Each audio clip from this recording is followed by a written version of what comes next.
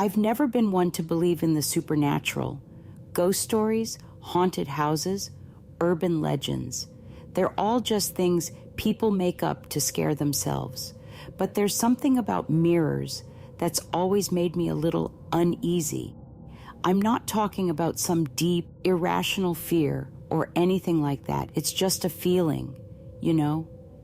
Like when you catch a glimpse of yourself out of the corner of your eye, and for a split second, you think you saw something that shouldn't be there. At first, I brushed it off as a trick of the light, or just my imagination playing games with me. I mean, who hasn't had that weird moment where they look in the mirror and feel like something's off? Maybe you look a little different than you expected, or maybe your reflection seems to be moving just a bit slower than it should. But you shake it off and go about your day because, really, it's just a mirror. What's the worst that could happen? That's what I used to think too. It all started a few months ago, after I moved into a new apartment. It wasn't anything fancy, just a small one-bedroom place downtown. The kind of place you get when you're single and trying to save up some money. It came furnished, which was a bonus, and one of the things it came with was this old, antique mirror. The landlord said it had been in the apartment for years, left behind by some previous tenant, but I didn't think much of it. It was a nice mirror with an ornate wooden frame, and it gave the place a bit of character. The first time I noticed something was off was about a week after I moved in. I was getting ready for work, standing in front of the mirror, fixing my tie, when I saw it. It was just a flash, barely even a second, but I could have sworn I saw my reflection smirk at me. I mean, I wasn't smiling. I was just standing there, concentrating on my tie. But my reflection, it was like it knew something I didn't. I shook my head, convinced it was just my mind playing tricks on me. Maybe I was tired, or maybe it was the angle, but whatever it wasn't real. It couldn't be. But then it happened again and again. It wasn't always a smirk either. Sometimes it was a frown or a sneer or just a look, like my reflection was judging me, like it was mocking me. I tried to ignore it, tried to convince myself that I was just imagining things, but the more I tried to ignore it, the worse it got. I'd catch my reflection staring at me when I wasn't looking, or I'd see it move just a split second after I did, like it was lagging behind. It was subtle at first, so subtle that I thought I was losing my mind, but over time, it became impossible to ignore. I started avoiding the mirror.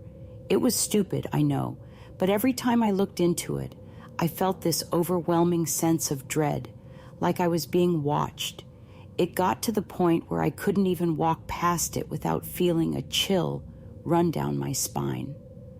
So I covered it up with a sheet, hoping that would solve the problem. Out of sight, out of mind, right? For a while, it worked. I didn't see my reflection, and I didn't have to deal with that creeping sense of unease. But even though I couldn't see the mirror, I could still feel it. It was like it was calling out to me, whispering to me, begging me to take a look. I tried to ignore it, but the longer I kept it covered, the stronger the urge became. It was like an itch I couldn't scratch, gnawing at the back of my mind. One night, after a particularly rough day at work, I gave in. I was tired, stressed, and just wanted to put an end to this nonsense once and for all. So I pulled the sheet off the mirror and stared into it, daring my reflection to do something, anything, out of the ordinary. At first, nothing happened.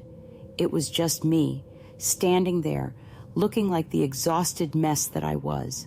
I let out a sigh of relief, feeling a little foolish for getting so worked up over nothing.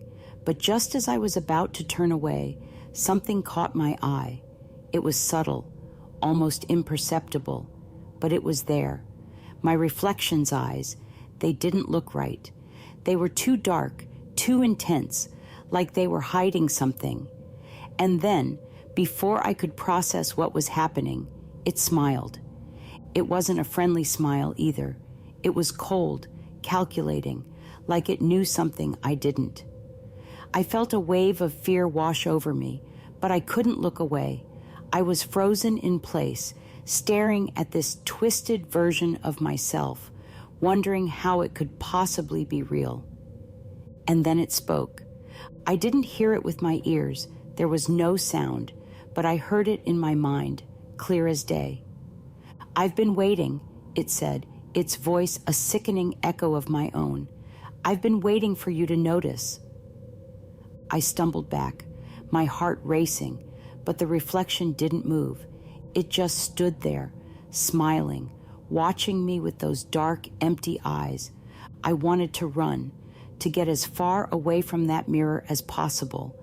But I couldn't. I was trapped, paralyzed by fear, by the horrifying realization that this thing, whatever it was, had been watching me all along. "I'm not your reflection," it said, its smile widening. "I'm the real you."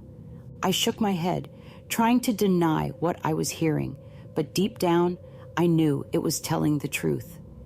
This thing, this twisted version of myself, was more than just a reflection. It was something else, something dark and malevolent, something that had been lurking in the shadows, waiting for its chance to take over. "You can't run from me," it continued, its voice dripping with malice. "You can't hide. I'm always here, watching, waiting, and one day I'll be free." I finally found the strength to move, to tear my eyes away from that horrifying smile. I grabbed the sheet and threw it over the mirror, my hands shaking with fear. I backed away, my heart pounding in my chest, but I couldn't escape the feeling that it was still watching me, still smiling, still waiting. I didn't sleep that night. Every time I closed my eyes, I saw its face, its dark, empty eyes staring back at me, its smile taunting me. I knew I had to do something, but I didn't know what. How do you fight something that's inside of you, something that knows your every thought, your every fear? The next morning, I made up my mind. I had to get rid of the mirror. I didn't care if it was just my imagination. If I was losing my mind, I couldn't live with that thing in my apartment any longer. I called a local junk removal service and asked them to come and take it away. They were more than happy to do so, and within a few hours, the mirror was gone, hauled off to some landfill where I hoped it would stay buried forever. But even though the mirror was gone, the feeling of dread didn't go away. If anything, it got worse. It was like the mirror had left something behind, something dark and insidious that was still lurking in the corners of my apartment, watching, waiting. And then, one night, I saw it again.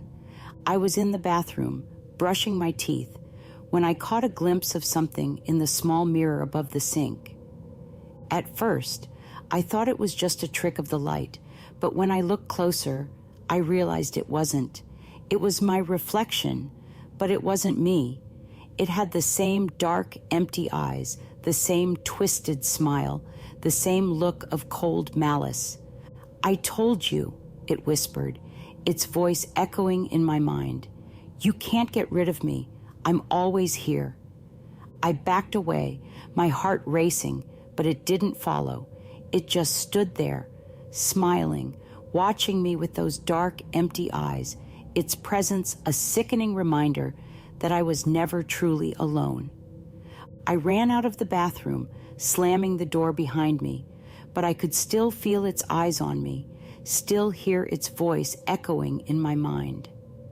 I knew then that there was no escaping it, no running from the darkness that had taken root inside me. For days, I avoided mirrors altogether. I couldn't bear to look into one, to see that twisted version of myself staring back at me, taunting me, reminding me of the darkness that lurked just beneath the surface. I covered every mirror in my apartment, but it didn't help. I could still feel its presence, still hear its voice, still see its dark, empty eyes in my mind's eye. It wasn't until a week later that I realized the full extent of what was happening. I was sitting on my couch, trying to distract myself with some mindless TV, when I heard it. Faint at first, but growing louder with each passing second. It was the sound of footsteps, slow and deliberate, echoing through the apartment. I froze, my heart pounding in my chest. I was alone in the apartment. There was no one else who could be making that sound, but the footsteps continued, growing louder, closer, until they were right outside my door. And then, just as suddenly as they had cut off, I bolted to the door, throwing it open, only to find my empty hallway staring back at me. No one was there. But the footsteps, they hadn't just been in my head. I knew that much. It was then that I noticed something that made my blood run cold. The sheet that I had draped over the mirror, the one that I had gotten rid of, was lying on the floor, not in the bathroom, but right there at my feet. And beneath it, a sliver of glass reflected the dim light of the hallway. I bent down, my hands trembling, and pulled the sheet away. There it was, the mirror. Not the small bathroom mirror, but the one I'd thrown out, the one that was supposed to be in some landfill miles away. It was back. And as I stared into it, my reflection stared back, grinning with those dark, empty eyes. "Did you miss me?" it whispered, the sound creeping into my mind, sinking into my soul. I stumbled back, slamming the door shut, but it was too late. The mirror was back, and with it the other me, the one who had been waiting, watching, biding its time. For days, I avoided my apartment, staying at friends' places, sleeping in my car, anything to escape. But every time I returned, there it was, waiting for me. I don't know how much longer I can take this. I don't sleep anymore. I don't eat. Every time I close my eyes, I see that twisted version of myself, smiling, knowing that it's only a matter of time before it takes my place. I thought about getting rid of the mirror again, but what's the point? It'll just come back. It always does. And then, tonight, it happened. The final nail in my sanity's coffin. I walked into the living room and froze. There, standing in front of the mirror, was me. Not the reflection, me. The other me, the one with the dark, empty eyes. It was out of the mirror, standing right there in my living room, grinning that same cold, malevolent grin. "You can't run," it said, its voice echoing through my mind. "You can't hide. I'm the real you, and soon I'll be free." And then, before I could react, it lunged at me. I fell to the ground, scrambling to get away, but it was on me in an instant. I could feel its cold hands on my throat, its empty eyes boring into mine as it whispered, "I've been waiting for this moment for a long time." I fought back, kicking, punching, trying to push it off, but it was no use. It was stronger than me, faster than me, and as I looked into those dark, empty eyes, I realized the horrifying truth. This thing, this other me, wasn't just a reflection. It was me, or at least it was going to be. It was going to take my place, to live my life, and no one would ever know the difference. I don't know how I escaped, how I got away, but somehow I did.